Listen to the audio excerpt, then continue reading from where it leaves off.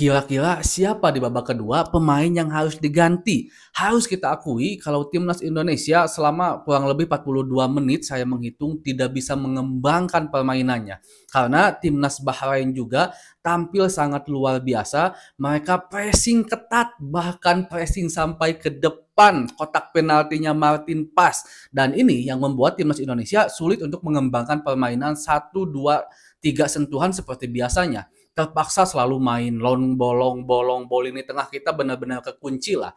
Tapi kita juga harus akui kalau tim yang memang bermain dengan pressing ketat pasti memiliki resiko juga. Resikonya yaitu capek. Dan saya hitung tuh di menit 43 timnas Indonesia udah mulai bisa ngasih main kaki ke kaki. Bahkan ada satu peluang yang dimana umpan dari Calvin Verdong kalau saya nggak salah ke Sandy Walsh yang berhasil diambil tuh dipotong sama penjaga gawang Bahrain. Nah itu udah mulai tuh timnas Indonesia udah mulai bisa main kaki ke kaki dan pada akhirnya dari Ivar Jenner kena dulu ke Mesilge, Rat Mangun dan hampir saja checking VAR gitu kan. Tapi alhamdulillah dinyatakan gol. Dan saya juga ingat kata-kata Pak Erick Thohir sebelum pertandingan, hati-hati Bahrain bermain di kandang katanya. Jadi ada indikasi sedikit ke wasit yang kita nggak tahu nih ini apakah saya aja atau teman-teman semua juga merasakan wasit agak sedikit tekaupan lah kalau bahasa Sunda nama buat timnas Indonesia. Tapi mudah-mudahan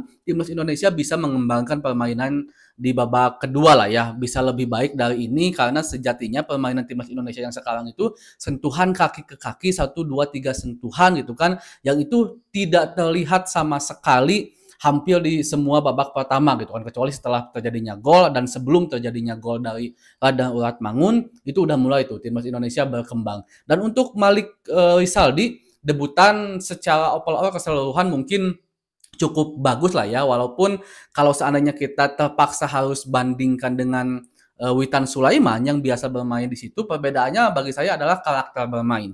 Kalau Witan lebih jago dalam mengatur serangan, dia itu pandai banget mengatur serangan seperti playmaker, bahkan bisa membuat merangkai serangan dari kotak penalti kita gitu kan dari belakang dia bawa ke depan dengan ketenangannya dengan kucat kecot ciri khasnya lebih tenang juga mungkin karena pengalaman Witan udah lebih tinggi lah dibandingkan dengan Malik Rizaldi di timnas Indonesia gitu kan. Tapi kalau seandainya memang Coach Sinteyong menginginkan seorang pemain depan yang jago pressing, yang ada di kiri, ada di kanan dengan kualitas fisiknya, yaitu memang pilihannya tepat ada di Malik Rizaldi karena terlihat beberapa kali Malik Rizaldi pressing ketat, dia lari cepat gitu kan itu berbeda dengan Witan. Tapi kalau dari segi harus membangun serangan dari kaki, Witan memang lebih baik. Nah ini tinggal pilihan Coach Sinteyong dan mungkin itulah tujuan kenapa Coach Sinteyong memilih Malik Rizaldi dan kemungkinan akan ada perubahan di babak kedua entah itu lini tengah.